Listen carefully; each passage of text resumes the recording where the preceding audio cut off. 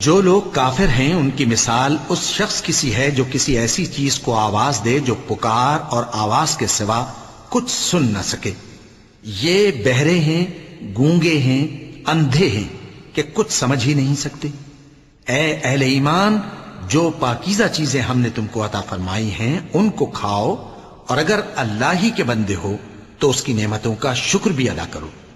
اس نے تو تم پر بس مرا ہوا جانور اور لہو اور سور کا گوشت اور جس چیز پر اللہ کے سوا کسی اور کا نام پکارا جائے حرام کر دیا ہے۔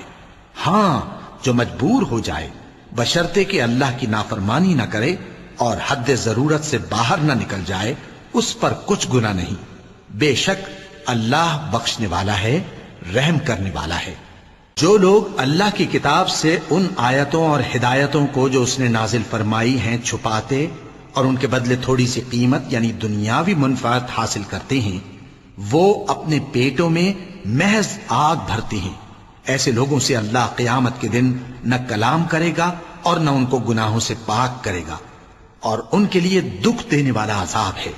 یہ وہ لوگ ہیں جنہوں نے ہدایت چھوڑ کر گمراہی اور بخشش چھوڑ کر عذاب خرید لیا۔